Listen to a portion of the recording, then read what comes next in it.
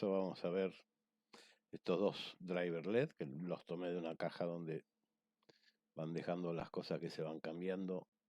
Solamente recuperé una parte de una caja de uno de ellos, así que vamos a ver qué podemos hacer. En este caso, en el primero que vemos, sí se puede ver que el capacitor primario, el de 400 volt, está hinchado, así que seguramente está afectado. Que el transformadorcito chopper está mal soldado, eso lo podemos mejorar. Y para el segundo, no vemos que esté afectado el capacitor y aparenta estar bien. ¿Qué mediciones podemos hacerle? Bueno, dos. Una es el puente de diodos y otra es el integrado PWM. Si no está en corto la entrada, puede estar que no esté en corto la entrada y que no esté en corto la salida y estar mal y no funcionar. Bueno, lo que vamos a hacer es medir el puente de diodos. Pisamos en una pata de la entrada de alterno, en este caso con la punta negativa. Así que tendré que obtener en una de las patas, apoyando el positivo, los dos diodos, tanto los de una entrada alterna como la del otro. Acá tenemos un diodo y ahí está el otro diodo en directa. Invertimos las patas. Aquí no tendríamos que tener nada, porque en este caso está inversamente polarizado. Como ven, la salida es negativa y yo estoy midiendo con negativo. En uno de los videos expliqué que la salida negativa, de ese lado nosotros tenemos el ánodo del diodo. Por eso es que nos queda polarizado en inverso. Después les dejo una etiqueta de cuál es ese video. Y ahora vamos a medir el diodo de la salida positiva, que tenemos que tener dos, 1 y 2. Medimos la salida, no tenemos corto, tenemos unos 964 milivolts, que es buen valor. Y medimos la entrada, que obviamente no tenemos que tener corto porque ya medimos los diodos por separado. Que la salida no esté en corto del puente de diodos ya significa que la entrada del PWM no está en corto, que sería esta.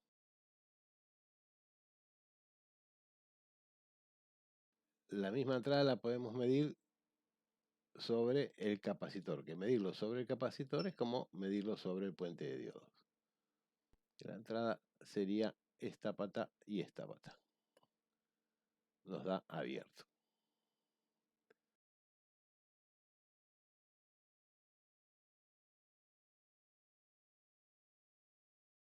Medimos en un sentido, medimos en el otro.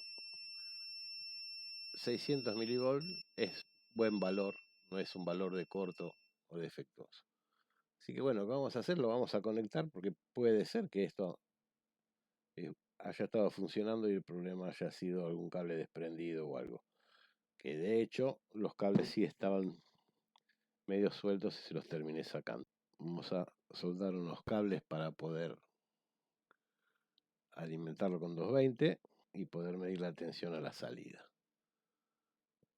Después lo podríamos probar con carga, que le soldamos un par de cables para poder conectar a 220. En este caso uso una fuente en serie, ¿no? Por las dudas. Vamos a ver antes de eso lo que nos dice la tapa.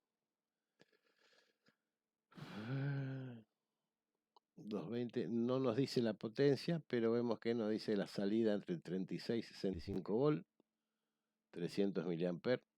Como les dije en otro video, en estos drivers la corriente es fija, siempre va a ser de 300 mA y según la potencia de la luminaria va a variar la tensión, en este caso entre 36 y 65 volts.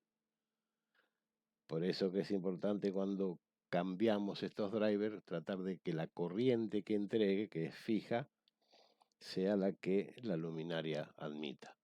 Si es más, igual va a encender, pero la vida útil va a ser menor. Si es menos, va a encender con menos brillo. Si hacemos 65 por 300 mA es aproximadamente 19 watts. Y si hacemos 36 por 300 es más o menos 10 watts. Es decir que este driver serviría para luminarias entre 10 y 19 watts. Seguramente son luminarias de 18 watts. Bueno, vamos a conectarlo y vamos a medir la tensión a la salida. Bueno, vamos a alimentar el driver. Ya lo tenemos alimentado. Acá tenemos marcado positivo y negativo. Nos paramos en el positivo y en el negativo y tenemos una tensión de 224 volts sin carga. Esta tensión puede estar bien porque estamos sin carga. En ese mismo video que les hacía referencia antes, les hablaba de por qué no tener mucho tiempo conectado estos drivers sin carga. Fíjense que el capacitor de salida es de 50 volts y en este momento sin carga tenemos 237 volts. Vamos a probar el otro y después vamos a probarlos con carga. Este aparentemente funciona. Recordemos que el capacitor de entrada está en mal estado. Y en este caso tenemos también la misma tensión 247-250 que la anterior. Lo que sí debe pasar en este caso con este driver que la luz debe fluctuar, debe encender y apagarse debido a que el capacitor primario está en mal estado. Vamos a reemplazar el capacitor primario y después vamos a probarlos con carga a ver si funciona. En el caso de la que vimos anterior, evidentemente no tenía ningún problema, habrá sido un problema del cable. Y en el caso de esta, seguramente era que la luz fluctuaba y es en este caso el capacitor primario. Vamos a reemplazar el capacitor. Bueno, en este caso conseguí uno que es de scrap, que no tiene las patas suficientemente largas, pero como es más retacón, puede ser que lo pueda instalar. Igual vamos a chequear los dos condensadores. Este es el que sacamos.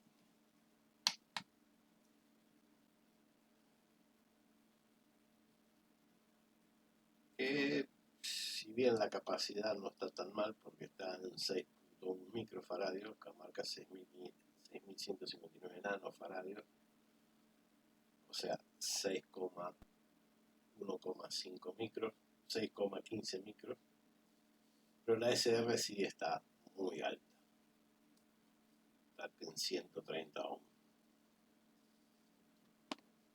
La SR de estos capacitores tiene que andar en 5 o 6 ohms más o menos. Vamos a medir el que tenemos de scrap.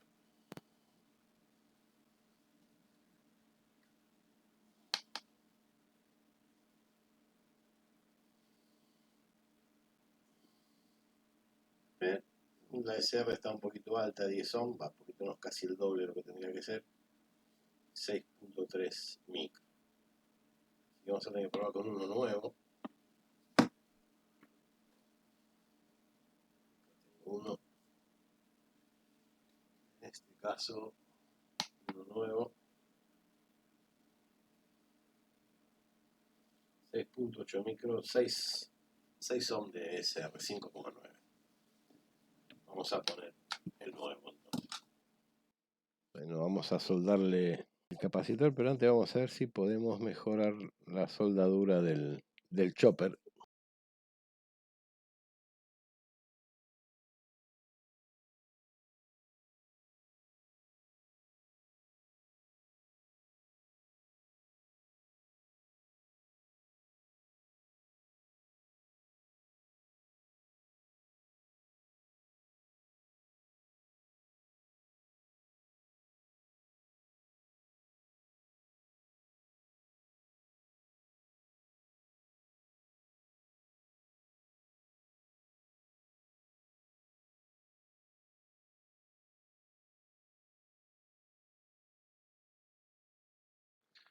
Bueno, vamos a soldarle los cables y vamos a probarlos con carga.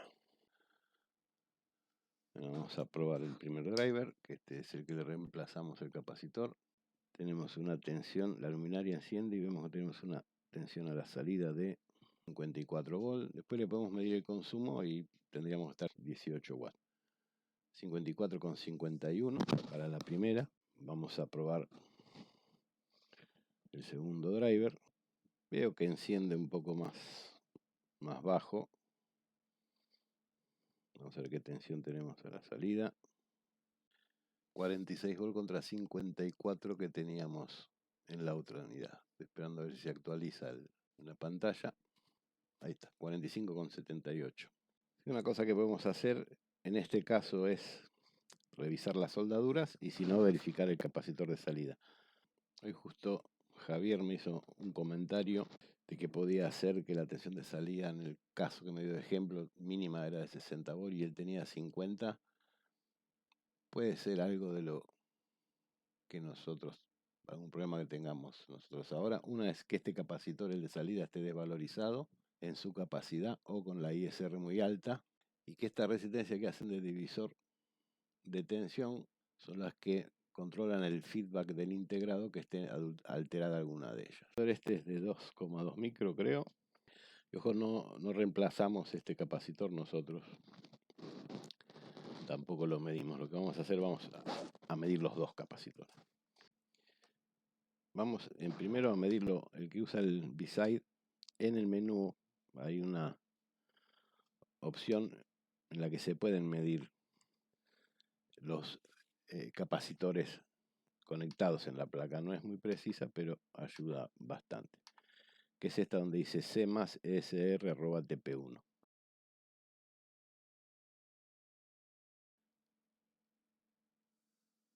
$6,43 micro, 12 ohm.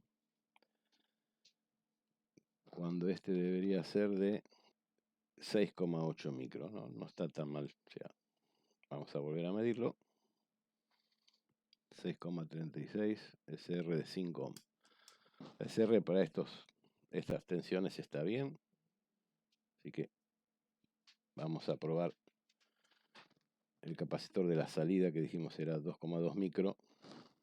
Me está dando 65 micro, puede estar midiendo algo en paralelo. Vamos a volver a conectarlo. Y una SR muy grande. Vamos a sacarlo y medirlo afuera del.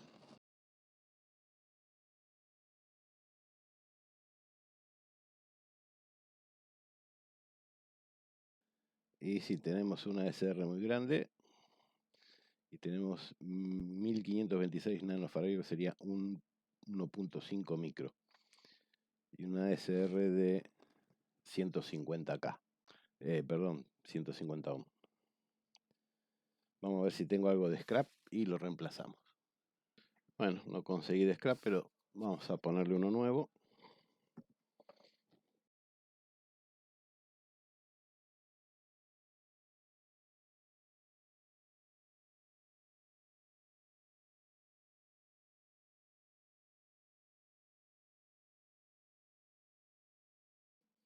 Así que, bueno, vamos a probarla ahora y vamos a ver qué tensión tenemos a la salida. En este caso, no sé si ya lo notan, pero voy a correr la luminosidad más alta. Tenemos, creo que 40 y pico de volt, ¿no? Ahora vamos a ver cuánto tenemos a la salida.